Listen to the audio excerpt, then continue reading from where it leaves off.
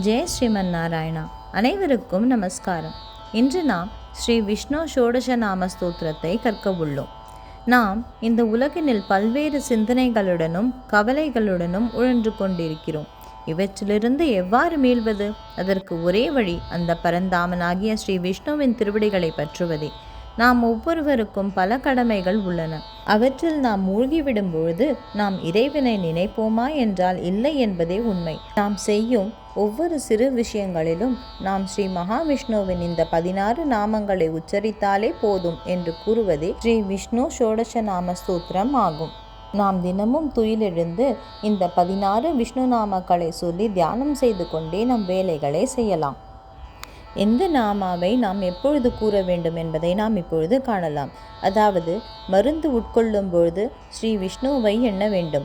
உணவு உண்ணும் பொழுது ஜனார்தனன், உறங்கும் போது பத்மநாபன், திருமண சம்பிரதாயம் போன்ற விஷயங்களில் பிரஜாபதி, போரின் போது சக்கரதாரா, யாத்திரை செல்லும் பொழுது திரிவிக்ரமன், நம் பிராணன் நம் உடலிலிருந்து பிரியும் பொழுது ஸ்ரீமன் நாராயணன், பிரியமான விஷயம் பேசும்பொழுது ஸ்ரீதரன், நாம் உறங்கும் பொழுது ஏற்படும் துஸ்வப்னம் போக கோவிந்தன், சங்கடங்கள் வரும்பொழுது மதுசூதனன், காடு வழியாக நாம் பிரயாணிக்கும் பொழுது நரசிம்மன், நெருப்பு விபத்திலிருந்து நாம் விடுபட ஜலநாராயண சுவாமி, நடுக்கடலில் பிரயாணம் செய்யும் பொழுது வராக பெருமாளையும், மலையின் மீது நாம் நடக்கும் பொழுது ஸ்ரீ ராமச்சந்திரமூர்த்தியையும், சாதாரணமாக நடக்கும் பொழுது வாமனனையும், சகல காரியங்களும் சித்திக்க ஸ்ரீ மாதவனையும் நாம் எண்ண வேண்டும்.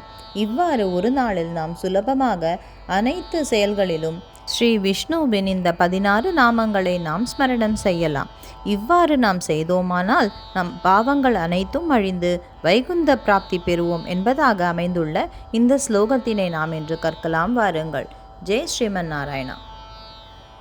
औषधे चिन्तयेद् विष्णुं भोजने च जनार्दनं शयने पद्मनाभं च विवाहे च प्रजापतिं युद्धे चक्रधरं देवं प्रवासे च त्रिविक्रमं नारायणं तनुत्यागे श्रीधरं प्रियसङ्गमे दुःस्वप्ने स्मर गोविन्दं सङ्कटे मधुसूदनं कानने नारसिंहं च पावके जलशायिनं जलमध्ये वराहं च पर्वते रघुनन्दनं गमने वामनं चैव सर्वकार्येषु माधवं